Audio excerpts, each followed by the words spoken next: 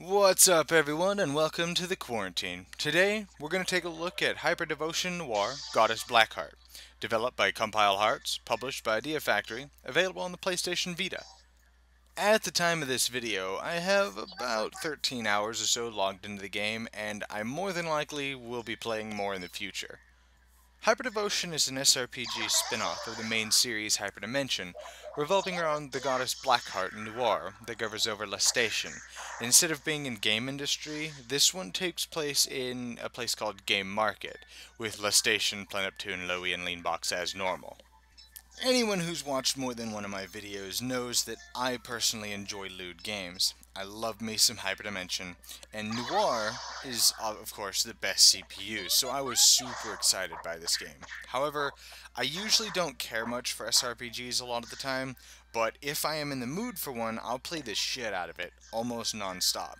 But I do have to be in the mood to enjoy them, part of why I generally never get too far into, like, say, the Disgaea games. I don't get in the mood to play an SRPG very often. If you've played an SRPG before, you know what to expect here. Attacking people from the sides and the rear is going to increase hit chance, maybe give you more crit or damage. If you attack them from higher terrain, it can also give you a damage boost. You move your character, you attack, use an ability, maybe an item, then you end their turn, make them face in a specific direction. It's a very basic SRPG formula. I mean, if it ain't broke, don't fix it. However, the game does have some unique systems to make it stand out a little bit in the SRPG genre. First being the Lily ranks. They're neat little things where if somebody uses a skill or a special ability, whatever girls are adjacent to you will give you a kiss on the cheek, giving you some Lily points. Lily points are used to trigger the girls' specials, usually costing 100, maybe 75 for the weaker ones, and they generally do devastating damage or hit a wide array of enemies, and it works really well, forcing you to place your girls in the most efficient spots while keeping them effective in the combat as well. The second system being the CPU's goddess forms. 30 Lily points can be used to make the CPU transform, making them incredibly powerful, fly over obstacles, tactical advantages, and pretty cool, and of course, they're dressed even lewder. Though it only lasts for 3 turns, and they're a one-time thing per mission, so you wind up having to choose very wisely when you want to activate each CPU's ability, or if you want to save it for later and maybe not even need it. Other than that, honestly, it's a pretty standard SRPG. I'm not saying, again, that's a bad thing, however. I just have to be in the mood to play one and keep engaged with it. Outside of the combat, there's a plethora of other things you get to do. For example, you can use points that you earn from missions and buying things to be able to rebuild Noire's Basilicom. You can take requests and ask her about things and learn more about her as a character, and it's actually pretty in-depth and really cool. Is it on the creepy side? A little bit, yeah. Did I do a bunch of them? Maybe. There's also tons of side missions that you can do to grind and collect resources to be able to build new items. You can also create game discs that give you special stats.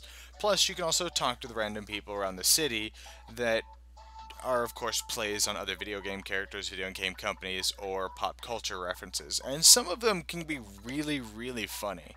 The controls for the game are fairly straightforward as well. If you've ever played an SRPG of any kind, the controls are exactly the same. There's really nothing to say here other than that. Other than, I guess, no forced touch controls, so I guess that's good.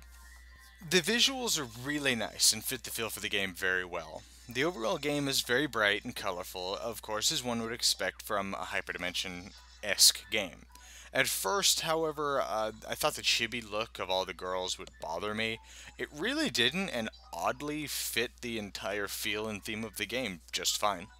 The story segments are presented in a normal hyperdimension fashion. You got 2D cutouts of the girls on either side of the screen, a little bit of movement, generally the breasts, and then you read the text. The main story, however, is fully voiced both in Japanese and in English. Though I do have to confess, I only play it in Japanese. I cannot stand the English voice actors. Plus, the fact that only the main story is voiced, and I wind up having to read most of it anyways, I figure might as well toss it on the Japanese VA. I enjoy it better anyways.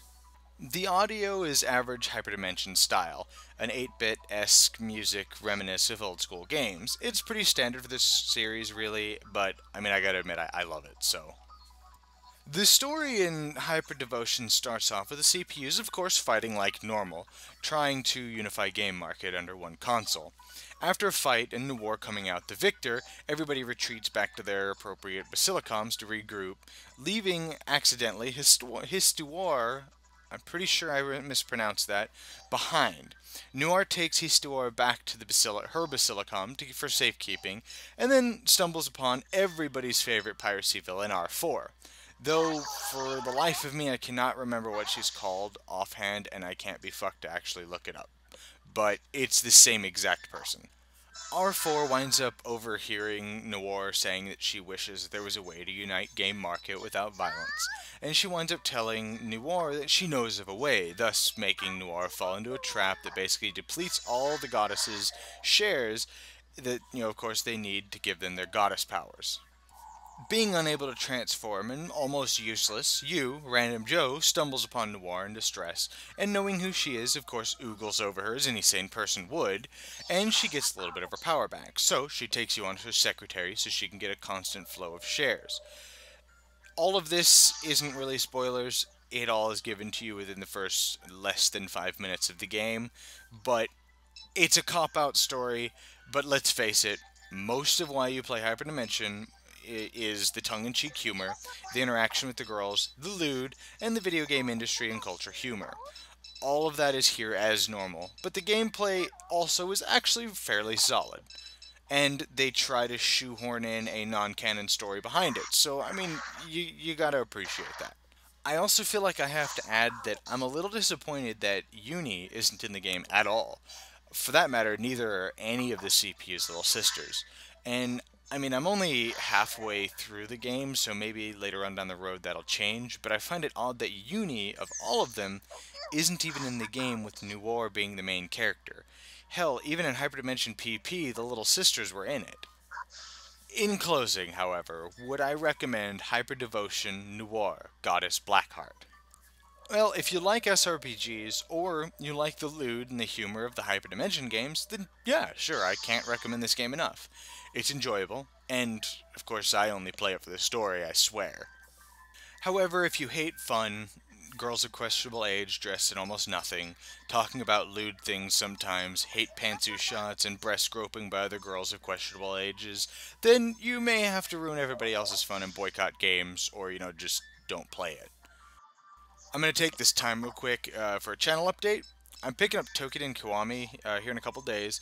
I'm also playing the hell out of Grand Theft Auto 5, so sorry for how long it's taken me for get another review out. I mean, I've just been spacing out on games and enjoying them, and I've actually had this review written up for about a week and a half, and between work, the family, playing other games, I haven't had time. There's never enough time to play the games that I want to play, plus getting up reviews. I also need to set aside time for more board game reviews, which is winding up being harder than I thought it was going to wind up being. I'm probably also going to re-upload a new BattleCon video. I'm going to try this weekend to maybe do that. I'm also going to try to have a video up every 2 weeks at at minimum. And even if it's just me playing board games with friends, I realize that reviewing video games, I don't really get to hang out and dedicate hundreds of hours into one game that I like. For example, like I have been with Grand Theft Auto, and then keep up with frequent reviews. I should move on and get to the point where I can review it, move on to the next. So I don't know. I'll have to work on something. I mean, with it at the bare minimum, I'll be able to put up a board game review or another. What the hell did I call it? Game night video at least once every 2 weeks. That way, I will at least have new content out for you guys. Also, in the next, I don't know, 6 months or so ish, I'm working on a Pathfinder game that I'm going to be running with some local friends. So if you'd like me to upload those to YouTube as well, I can totally record those, record the whole sessions, so you guys can follow all along and at least, I don't know, get the story. If it's something you guys be interested in, leave it in the comments, let me know. I might also upload that, and that'll be a weekly thing as well. So, sorry for how long it's taken, guys. Thanks for watching. I hope you guys enjoyed the video. If you can comment, like, and subscribe, and I will see you guys next time in the quarantine.